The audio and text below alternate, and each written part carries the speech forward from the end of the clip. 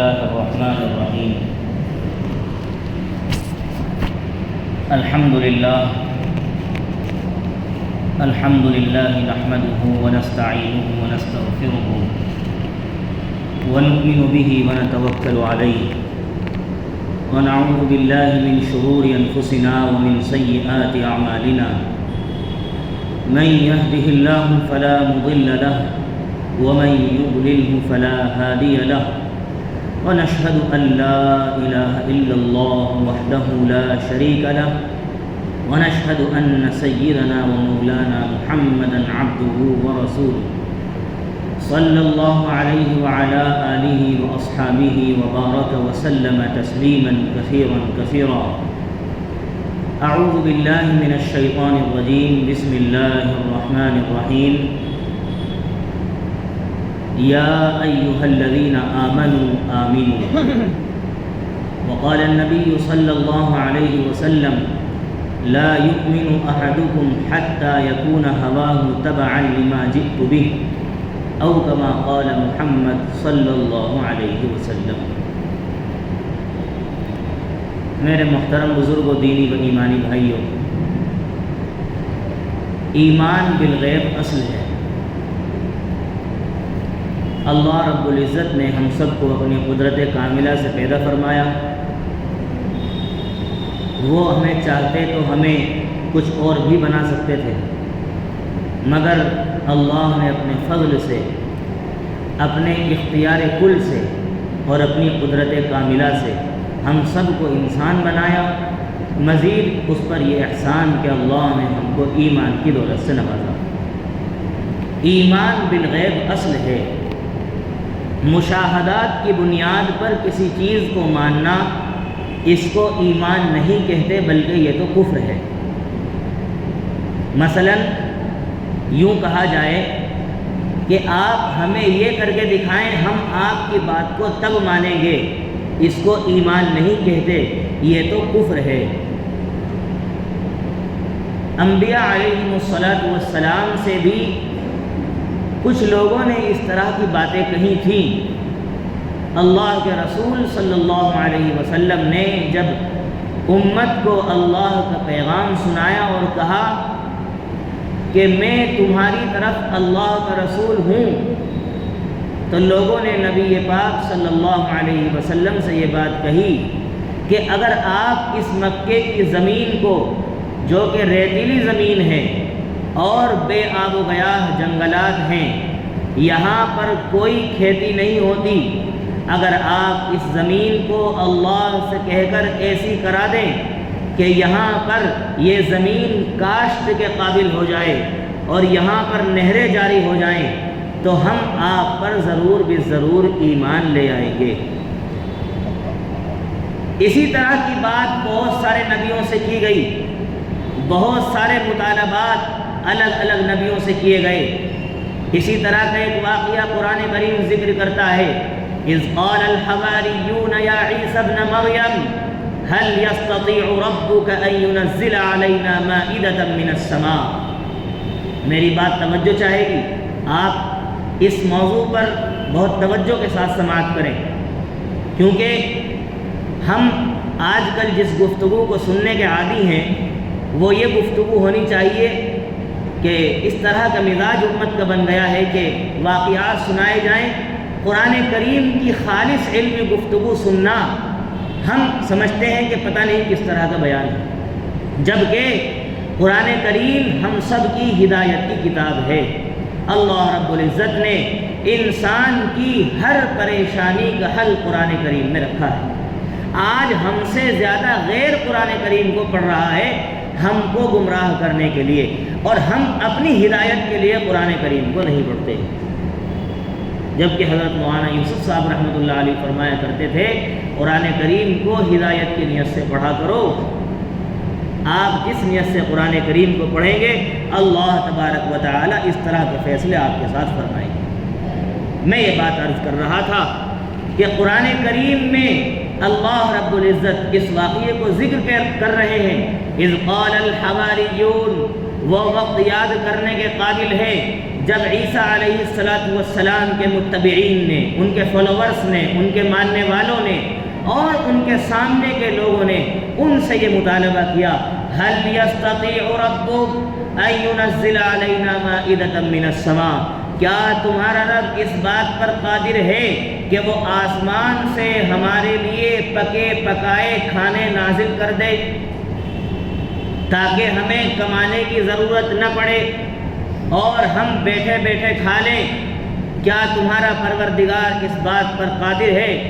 هل يستطيع ربك ان ينزل علينا مائدة من السماء قال اتقوا الله ان كنتم مؤمنين۔ اللہ رب العزت سے حضرت عیسیٰ علیہ السلام نے کہا کہ یہ لوگ اس بات کا مطالبہ کر رہے ہیں کہ آپ ان پر آسمان سے ایک دسترخوان نازل فرمائیں جس کے اندر ہر طرح کی نعمت موجود ہے۔ اللہ رب العزت نے کہا کہ میں ایسا کر دوں گا، ان کا جو مطالبہ ہے میں ایسا کر دوں گا، لیکن اگر ایسا کرنے کے بعد بھی یہ لوگ ایمان نہ لائے ایسی سزا دوں گا، لا اعذبه عذابا فاعذبه عذابا لا اعذبه احدا من العالمین، ایسی سزا دوں گا جو کسی کو دنیا میں سزا نہیں دی ہوگی۔ میں کر دوں گا، تمہارا مطالبہ پورا کر دیا جائے گا، لیکن یہ بات سن لو، اگر تم نے اس مطالبے کو پورا ہوتے ہوئے دیکھنے کے بعد بھی مجھ پر ایمان تم نہیں لائے اور میرے نبی کی باتوں پر تم نے لبیک نہ کہا تو ایسی سزا دوں گا کہ دونوں جہان میں کسی کو سزا نہیں ملی ہوگی۔ یہی بات بالکل بعینی میں اگر اس طرح کی مثالیں پیش کروں انبیاء کے واقعات سے تو سارا وقت اسی میں مکمل ہو جائے گا، لیکن صرف ایک مثال آپ کے سامنے عرض کی ہے قرآن کریم کے حوالے سے کہ حضرت عیسیٰ علیہ السلام کے حواریین نے ان سے یہ مطالبہ کیا اور اللہ نے جواب میں کیا فرمایا وہ بھی آپ کے سامنے عرض کیا۔ بالکل اسی طرح کی بات اللہ کے نبی صلی اللہ علیہ وسلم سے کفار مکہ نے کہی کہ آپ اس مکے کی زمین کو اگر ایسا کر دیں کہ یہ کاشت کے قابل ہو جائے، یہاں پر کھیتیاں ہونے لگے اور یہاں سے جو ہے بہت فائدہ ہو اور زمین زرخیز ہو جائے اور یہاں نہریں بہہ جائیں تاکہ ہمیں کوئی مشقت نہ ہو، کوئی پریشانی نہ ہو، تو ہم آپ پر ضرور ایمان لے آئیں گے۔ اللہ کے نبی علیہ السلام چونکہ مختار کل نہیں ہیں، آج بعض لوگوں کا عقیدہ ہم میں سے یہ ہے کہ نبی پاک کو ہر طرح کے اختیار ہیں، یہ بات غلط ہے۔ اگر نبی پاک کو ہر طرح کے اختیار ہوتے تو آپ تو جس کو چاہتے ہدایت سے نواز دیتے، لیکن اللہ کے نبی مختار کل نہیں ہیں۔ مختار کل کا مطلب کہ اللہ کے نبی کے پاس ہر طرح کا اختیار نہیں ہے، بلکہ آپ تو وہی بات لوگوں کو بتاتے ہیں جو اللہ وحی کے ذریعے آپ تک پہنچاتا ہے۔ لہذا آپ نے یہ نہیں کہا کہ میں ایسا کر دوں گا، بلکہ اللہ سے سفارش کی اور اللہ کی بارگاہ میں گہار لگائی کہ یہ لوگ اس طرح کا مطالبہ کر رہے ہیں۔ اللہ رب العزت نے جواب میں فرمایا کہ ان سے کہہ دو کہ میں ایسا کر دوں گا۔ دو طریقے ہیں، یا تو آپ ان پر محنت کیجئے، میری بات توجہ چاہے گی بہت توجہ کے ساتھ، یا اللہ نے فرمایا یا تو آپ ان پر محنت کیجئے اور ان پر محنت کرنے کے نتیجے میں پھر جب یہ لوگ ایمان لائیں گے اور پھر کچھ کمی بیشی رہ جائے آپ سفارش کر دینا، میں ان کو معاف کر دوں گا۔ یا دوسرا راستہ یہ ہے کہ ان کے مطالبات کے مطابق میں ایسا کر دوں، پھر یہ ایمان نہ لائے تو میں ان سب کو ہلاک و برباد کر دوں۔ اے نبی آپ کو اختیار ہے، آپ جو چاہیں کر لیں، یا تو آپ ان پر محنت کر لیں اور محنت کے نتیجے میں دعوت کی محنت کے نتیجے میں یہ لوگ سدھر جائیں، اور پھر اگر کچھ اس طرح کا معاملہ ہو تو آپ سفارش کریں، میں آپ کی سفارش قبول کروں گا۔ اور دوسرا راستہ یہ ہے کہ ان کے کہنے کے مطابق میں ایسا کر دوں اور پھر یہ اگر ایمان نہ لائے تو میں ان کو ہلاک و برباد کر دوں گا۔ اللہ کے نبی صلی اللہ علیہ وسلم نے فرمایا کہ میں تو یہ سہولت کا راستہ اختیار کر کے ان لوگوں کے لیے سہولت پیدا کر کے میں ان کو ہلاک کروانا نہیں چاہتا. میں تو یہ چاہتا ہوں کہ ان پر محنت کروں اور محنت کے نتیجے میں اللہ رب العزت ان کو جو ہے سدھار. کیا فرمایا؟ محنت کی جائے امت پر اور محنت کے نتیجے میں جو نتیجہ نکل کر کے آئے، تاکہ جب ان پر محنت ہوگی تو پھر اللہ رب العزت ان کو سدھاریں گے. میں ان کے لیے سہولت کا راستہ پیدا کر کے ان کو ہلاک کروانا. نبی کے پاس دونوں طرح کے اختیار تھے. نبی جیسا کہتے اللہ سے ایسا ہو جاتا، نبی اللہ سے جیسا کہتے ایسا ہو جاتا. لیکن نبی پاک صلی اللہ علیہ وسلم نے یہ راستہ نہیں اپنایا، بلکہ کہا کہ میں ان پر محنت کروں گا اور محنت کے نتیجے میں اگر کچھ کمی بیشی ہوگی اللہ نے مجھے سفارش کا جو اختیار دیا ہے میں سفارش کر کے اپنی امت کو بخشواؤں. اس طرح کی بیماریاں آج بھی موجود ہیں. جو چیزیں نبی پاک سے کہی گئی اس طرح کی چیزیں آج بھی امت کے درمیان موجود ہیں. آج بعض افراد یہ کہتے ہیں آپ ہمیں دین کی برکتیں دکھاؤ تب ہم دین پر چلیں گے. کیا نہیں کہتے؟ آپ ہمیں دین کی برکات دکھائیے، دین کے نفع دکھائیے تب ہم دین پر چلیں گے. جبکہ یہ بات بالکل غلط ہے. نبی کے اعتماد پر، نبی کے بھروسے پر بغیر کسی دلیل کے ایمان لانا اصل ایمان ہے. اگر نبی سے کسی بات کی دلیل بھی طلب کر لی جائے تو وہ ایمان نہیں، وہ کفر ہے. سمجھ میں آ رہی ہے؟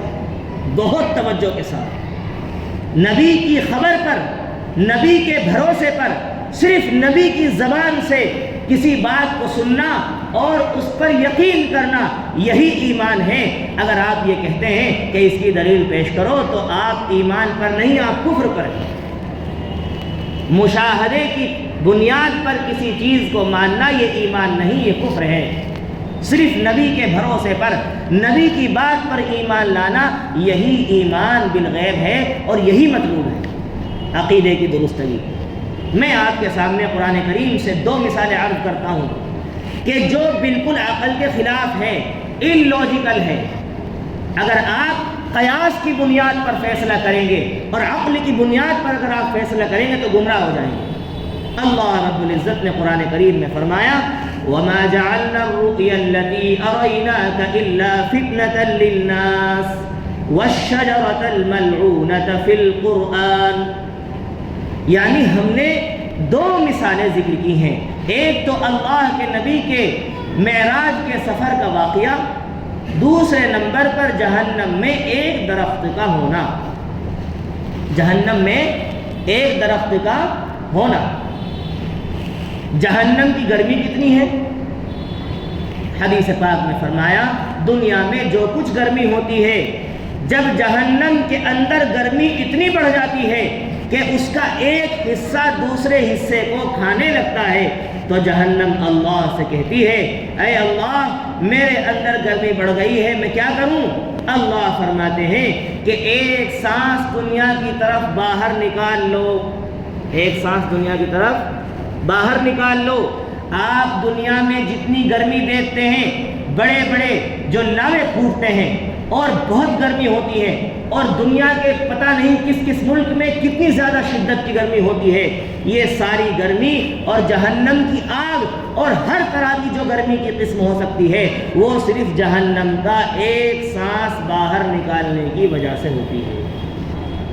اسی طریقے سے دنیا میں جو سردی ہوتی ہے، چاہے وہ برف کے انبار ہوں اور رشیا میں چلے جائیں -65 ٹیمپریچر اور کشمیر میں چلے جائیں اور ایسی جگہ بھی کہ جہاں آپ پانی کو کھولائیں اور اس کو سخت گرم کریں اور ہوا میں اچھالیں وہ برف جم جاتا ہے. اتنی بھی زیادہ دنیا میں سردی ہوتی ہے. اتنی زیادہ سردی، چاہے وہ یعنی سمندر کے اندر برف کو جم جانا، پانی پر برف کی تہ کا جم جانا کہ اس پر انسان چل سکتا ہے، اتنی زیادہ سردی کا ہونا یہ بھی جہنم کے احساس کی وجہ سے ہے کہ جب جہنم میں سردی بڑھ جاتی ہے اللہ سے جہنم کہتی ہے میں کیا کروں؟ اللہ کہتے ہیں ایک سانس دنیا کی طرف باہر نکال لو. اس کے نتیجے میں اللہ رب العزت دنیا کے اندر اتنی زیادہ سردی کر دیتے ہیں۔ یہ بات ہم کو سمجھ میں آ گئی کہ جہنم میں کتنی گرمی ہے۔ کیا آگ اور لکڑی کا ملن ہو سکتا ہے؟ اگر آگ جل رہی ہو اور آپ اس میں لکڑی ڈالیں تو کیا لکڑی باقی رہے گی؟ نہیں رہ سکتی۔ لیکن اللہ رب العزت نے اپنے نبی کے ذریعے سے امت کو یہ خبر دی، جہنم میں ایک درخت ہے اور وہ درخت جو ہے جہنمیوں کا کھانا ہوگا۔ تو اگر عقل کے اعتبار سے آپ فیصلہ کریں تو یہ بات بالکل سمجھ میں نہیں آتی کہ آگ کے اندر درخت کیسے موجود رہ سکتا ہے، اور آگ بھی ایسی جو بھسم کر ڈالے ہر چیز کو، جو ہر چیز کو تباہ و برباد کر ڈالے۔ یہ دنیا کی آگ ہے کہ اس کے اندر لوہا پگھل جاتا ہے، اس کے اندر سونا پگھل جاتا ہے اور بڑی سے بڑی چیز پگھل جاتی ہے۔ جہنم کی آگ تو اس سے 70 گنا زیادہ خطرناک ہے۔ اس آگ کے اندر ایک درخت کا موجود ہونا یہ عقل کے بالکل خلاف۔ اسی طریقے سے دوسری مثال لیجئے، سفر معراج کا واقعہ۔ کفار مکہ آئے حضرت ابو بکر صدیق رضی اللہ عنہ کے پاس اور آ کر کے کہا، اگر کوئی یہ کہے کہ میں رات کے کسی حصے میں مسجد حرام سے مسجد اقصی تک گیا اور قبۃ الصخرہ سے پھر میں سدرۃ المنتہا تک گیا اور سدرۃ المنتہا سے پھر میں عرش معلیٰ تک گیا اور میں نے جنت کے مناظر بھی دیکھے اور دوزخ کے مناظر بھی دیکھے اور جزا و سزا اور صریف الاقلام اور یہ تمام چیزیں دیکھی، اور پھر اللہ رب العزت نے مجھ سے گفتگو بھی فرمائی اور مجھے یہ چیز تحفے میں عنایت فرمائی اور میں واپس بھی آ گیا، اور یہ سب کچھ اتنی دیر میں ہوا کہ جو کنڈی جو دروازے کی ہل رہی تھی وہ باقی تھی ہلتی ہوئی، اور میں سب کچھ دیکھ کر آ گیا۔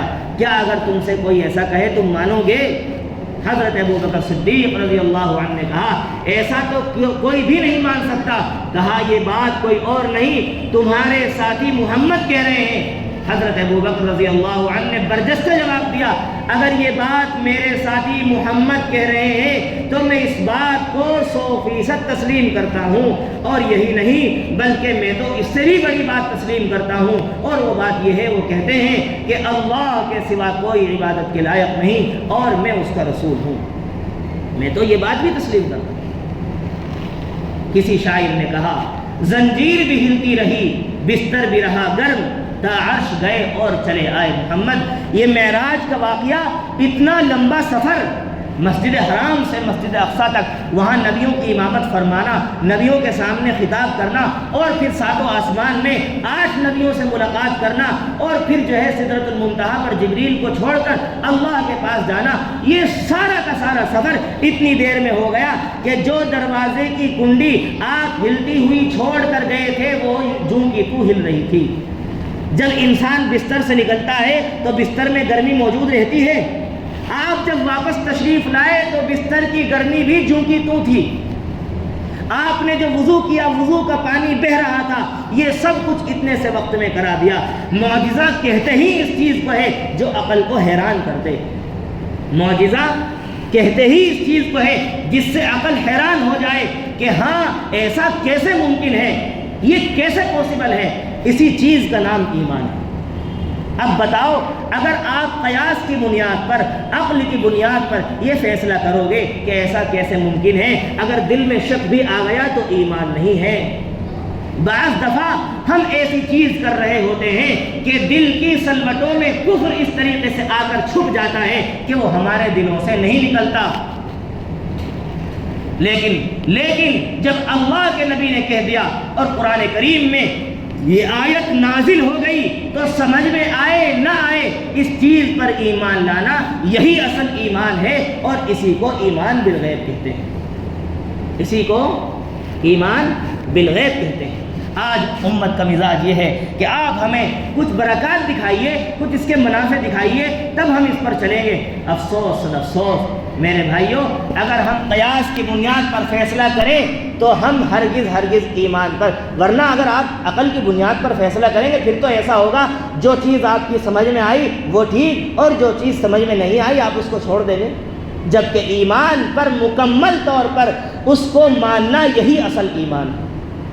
آج امت کے اندر عقیدے کا بگاڑ اور عقیدے کا فساد اتنا زیادہ پھیل گیا ہے کہ بس ہم یہ کہتے ہیں کہ جی زبان سے کہہ رہا ہے، دل کا کس کو پتہ؟ ٹھیک ہے، آپ کی بات مان لی، دل کا کس کو پتہ؟ لیکن آپ اس بات کو ضرور مانیں گے اور اس بات کو ضرور تسلیم کریں گے کہ جو دل میں ہوتا ہے وہی زبان پر آتا ہے اور وہی جسم سے ظاہر ہوتا ہے، وہی جسم سے ظاہر ہوتا ہے۔ جو آپ کے دل میں ہے، حضرت پیر فقیر ذوالفقار احمد نقشبندی دامت برکاتہم اپنی کتاب میں لکھتے ہیں کہ زبان کی مثال چمچ کی سی ہے اور دل کی مثال ہنڈیا کی سی ہے۔ چمچ وہی کچھ ہنڈیا سے نکال کر لاتی ہے جو ہنڈیا میں موجود ہوتا ہے۔ ایسا نہیں ہو سکتا کہ ہنڈیا کے اندر حلوہ ہو اور آپ چمچ ڈالیں تو سبزی نکل کر آ جائے، ایسا ہرگز نہیں ہو سکتا۔ اگر اس کے اندر حلوہ ہے تو حلوہ ہی نکل کر آئے گا۔ اسی طرح بالکل اگر ہمارے دل میں ایمان ہے تو ایمان ہمارے جسم سے ظاہر ہوگا، ہماری زبان سے، ہمارے کردار سے، ہماری گفتگو سے، ہمارے چلن سے، ہمارے اٹھنے بیٹھنے سے، ہمارے کھانے پینے سے، ہمارے معاملات سے، ہر چیز سے ہمارا ایمان ظاہر ہوگا۔ اور اگر دل کے اندر ایمان نہیں ہے تو پھر ہمارے جسم سے ایمان ظاہر نہیں ہوگا۔ اس کا مطلب بالکل اسی طریقے سے ہے کہ اگر ہمارے جسم سے سر کے بال سے لے کر پاؤں کے ناخن تک محمد کا دین نہیں چھلک رہا ہے تو ابھی ہمارا ایمان مکمل نہیں ہے، ہمارا ایمان مکمل نہیں ہے۔ میرے بزرگوں، آج ہم ذرا سی بات پر اپنے ایمان کو بیچ دیتے ہیں۔ ہم سے کوئی یوں کہہ دے آپ کے ساتھ ایسا ہوا ہے، چاہے اس کی بات میں سچائی ہو نہ ہو، ہم اس کی بات کو فوراً مان لیتے ہیں اور اللہ کی خبروں پر اور اللہ کے وعدوں پر ہمارا ایمان نہیں ہے۔ حضرت عبداللہ ابن مسعود رضی اللہ عنہ کی اہلیہ کا واقعہ ہے، حیات الصحابہ میں نقل کیا گیا ہے۔ حضرت مولانا یوسف صاحب رحمۃ اللہ علیہ فرمایا کرتے تھے کہ دوستو، تم حیات الصحابہ کو توجہ سے پڑھا کرو۔ ایمان بالغیب کے تحت حضرت والا نے اس طرح کے واقعات صحابہ کی سیرت سے اور صحابہ کے واقعات نقل کیے ہیں کہ جس سے ایمان میں پختگی آتی ہے اور ایمان میں مضبوطی آتی ہے۔ ایک واقعہ نقل کیا کہ حضرت عبداللہ ابن مسعود رضی اللہ عنہ کی اہلیہ کی آنکھ میں کچھ تکلیف ہوئی۔ کسی عورت نے ان سے کہا، ایک یہودی ہے جس کے پاس اس کی جھاڑ ہے، جھاڑ۔ وہ چلی گئی، یہودی نے جھاڑا اور ایک گنڈا تعویذ گلے میں لٹکا دیا اور آپ واپس آ گئیں۔ حضرت عبداللہ ابن مسعود رضی اللہ عنہ گھر میں تشریف لائے اور اپنی بیوی کے گلے میں جب یہ گنڈا اور تعویذ دیکھا، کہا یہ کیا ہے؟ کہا کہ میری آنکھ میں تکلیف ہو گئی تھی اور مجھے کسی عورت نے بتایا ایک یہودی ہے جس کے پاس اس بیماری کی کاٹ ہے، جھاڑ ہے۔ میں چلی گئی اور جب سے اس نے مجھے جھاڑا ہے، دم کیا ہے، مجھے واقعتاً بہت سکون ہے۔ حضرت عبداللہ ابن مسعود رضی اللہ عنہ نے فرمایا، اب میرے گھر میں شرک کی ضرورت نہیں، میرے گھر میں شرک داخل ہو چکا ہے۔ اور فوراً وہ گنڈا گلے میں سے کھینچا اور نکال کر کے پھینک دیا اور کہا میں سمجھاتا ہوں کہ یہ کس طریقے سے تمہیں آرام مل رہا ہے، یہ یہودی کے دم کی وجہ سے نہیں ہے، بلکہ یہودی جب تمہیں پڑھ کر کے پھونک مار رہا تھا، شیطان تمہاری آنکھ میں انگلی کرتا ہے اور تکلیف پہنچاتا ہے۔ یہودی کے دم کرنے کی وجہ سے شیطان نے اپنی انگلی پیچھے ہٹا لی تاکہ تمہارا یقین اور تمہارا ایمان اس یہودی پر مضبوط ہو جائے کہ اس یہودی نے جو مجھے دم کیا ہے اس کے اندر تو واقعتاً شفا ہے، جبکہ بات سراسر غلط ہے۔ اور پھر فرمایا کہ ایسا کیوں نہ ہوا کہ وہ دعا تم پڑھتی جو رسول اللہ صلی اللہ علیہ وسلم امت کو سکھا کر گئے ہیں، اذهب البأس رب الناس اشفی انت الشافی لا شفاء الا شفاؤک شفاء لا یغادر سقما، کہ شفا اور بیماری سب اللہ کے کرنے سے ہوتی ہے، کسی کے کرنے سے کچھ نہیں ہوتا۔ تم نے یہ دعا کیوں نہ پڑھی؟ اگر تم یہ دعا پڑھتی تو تمہاری پریشانی دور ہو جاتی۔ آج ہم ماہر موسمیات پر اور نہ جانے کس کس چیزوں پر اپنے ایمان کو بیچ دیتے ہیں، کسی کی بات پر ایمان لے آتے ہیں، اور جو باتیں اللہ اور اس کے رسول نے ہمیں بتائی ہیں آج ہمارا یقین ان پر نہیں ہے۔ میرے بزرگوں، اپنے ایمان کو، عقیدے کو درست کرنے کی ضرورت ہے، اپنے ایمان کو درست کرنے کی ضرورت ہے۔ اس پر میں کتنے واقعات نقل کر سکتا ہوں۔ اللہ کے نبی صلی اللہ علیہ وسلم نے فرمایا ایک دفعہ بارش ہوئی، صحابہ سے اللہ کے نبی نے کہا اس بارش کی وجہ سے کتنے لوگ ایمان سے پھر جائیں گے اور کتنے لوگوں کا ایمان سلامت رہے گا۔ صحابہ یہ بات سن کر دہل گئے اور کہا کہ ایسا کیسے ممکن ہے؟ فرمایا اگر کوئی آدمی یوں کہے کہ یہ بارش فلاں ستارے کی وجہ سے ہوئی ہے تو اس کا ایمان ختم ہے، اور یہ کہے کہ اللہ کے حکم سے ہوئی ہے تو اس کا ایمان سلامت ہے۔ ایک دفعہ اونٹوں کے اندر خارش کا مرض پھیل گیا، کھجلی کا مرض پھیل گیا۔ اللہ کے نبی صلی اللہ علیہ وسلم کے پاس صحابہ آئے اور کہا کہ اونٹوں میں بیماری پھیل گئی۔ اللہ کے نبی علیہ السلام نے صحابہ سے پوچھا اونٹوں میں بیماری کس طرح پھیلی؟ ایک سوال قائم کیا کہ اونٹوں میں بیماری کس طرح پھیلی؟ صحابہ نے کہا ایک اونٹ کو بیماری لگ گئی تھی اور اس اونٹ سے دوسرے اونٹوں میں بیماری پھیل گئی۔ اللہ کے نبی صلی اللہ علیہ وسلم نے فرمایا اگر تم یہ کہتے ہو کہ ایک اونٹ سے دوسرے اونٹوں کو بیماری لگی ہے تو میری اس بات کا جواب دو پہلے اونٹ کو کہاں سے بیماری لگی؟ پہلے اونٹ کو کہاں سے بیماری لگی ہے؟ یہ بات کہنا غلط ہے کہ ایک اونٹ سے دوسرے کو بیماری لگی ہے، بلکہ جس طریقے سے اس پہلے اونٹ کو اللہ کے حکم سے اللہ کی مشیت سے بیماری لگی ہے، ان سارے اونٹوں کو بھی اللہ کی مشیت سے بیماری لگی۔ یہ بات کہنا کہ اللہ ہی کرتے ہیں، اس کا نمونہ ہمارے اعمال سے ظاہر ہونا چاہیے۔ یہ بات صرف زبان تک محدود ہے۔ قالت الاعراب آمنا قل لم تؤمنوا ولكن قولوا اسلمنا ولما يدخل الايمان في قلوبكم۔ تم صرف زبان سے کہہ رہے ہو کہ تم ایمان لائے، تم اسلام لائے، لیکن ایمان ابھی تمہارے دلوں میں نہیں اترا، ایمان تمہارے دلوں میں نہیں اترا۔ اللہ کے نبی نے فرمایا کہ جس طریقے سے اس پہلے اونٹ کو بیماری اللہ کے حکم سے لگی ہے، اسی طریقے سے سارے اونٹوں کو لگی ہے۔ یہ بات تو کفار و مشرکین بھی کہتے تھے کہ اللہ ہی کرتے ہیں۔ جتنی شکلیں انہوں نے بنا رکھی تھی، جتنے بت انہوں نے بنا رکھے تھے، وہ یہ کہتے تھے کہ کرتا تو اللہ ہی ہے لیکن ہم ان کے ذریعے سے مدد چاہتے ہیں۔ وہ بھی کہتے تھے اس بات کو کہ کرنے والی ذات اللہ کی ہے۔ میرے بزرگوں، ہم بھی آج یہی بات کہتے ہیں کہ کرنے والی ذات اللہ کی ہے، لیکن ہمارے عمل سے یہ بات ظاہر نہیں ہوتی۔ جبکہ جب ہم یہ بات کہہ رہے ہیں تو ہمارے اعمال سے یہ بات ظاہر ہونی چاہیے کہ واقعتاً اللہ ہی کرتے ہیں، اللہ ہی کرتے ہیں۔ بیماری آئے اس میں بھی کہو اللہ کی طرف سے آئی ہے، خوشحالی آئے اس میں بھی کہو اللہ کی طرف سے آئی ہے۔ تمہیں مال ملے چاہے تم غربت میں ہو، تم تنگ دستی میں ہو، چاہے تم مالداری میں ہو، ہر حال میں یہ بات کہنی چاہیے کہ اللہ ہی سب کچھ کرنے والے ہیں۔ میرے بزرگوں، اپنے ایمان کو، اپنے عقیدے کو درست کرنے کی ضرورت ہے۔ آج اگر آپ سے کہا جائے، اگر کوئی آدمی آ کر اپنی پریشانی بتاتا ہے، حضرت مجھے اس طرح کی پریشانی ہے، اس کو کہو اللہ سے دعا کرو، گڑ گڑا کر دعا مانگو، تو اس کو یقین نہیں آتا، کیونکہ اسے یقین ہی نہیں ہے کہ اللہ تعالیٰ دعاؤں سے مسئلے حل کرتے ہیں۔ اسے کچھ وظیفہ بتا دو، کہو پوری رات کھڑے ہو کر آسمان کی چھت کے نیچے تمہیں وظیفہ پڑھنا ہے، وظیفہ پڑھے گا لیکن نماز نہیں پڑھ سکتا فجر کی، اور دعا نہیں کر سکتا۔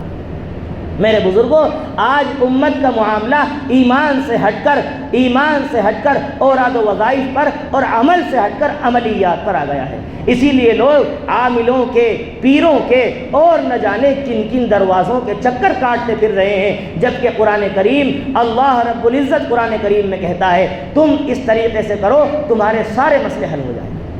میرے بھائیوں، میرے بزرگوں، ہمیں اپنے عقیدے کو درست کرنے کی ضرورت ہے اور اپنا محاسبہ کرنے کی ضرورت ہے۔ کیا ہمارا ایمان حقیقت میں ایمان ہے یا ہمارے دل کی سلوٹوں میں کفر چھپا ہے؟ اللہ ہم سب کی حفاظت فرمائے، عمل کی توفیق عطا فرمائے۔ وآخر دعوانا ان الحمد للہ۔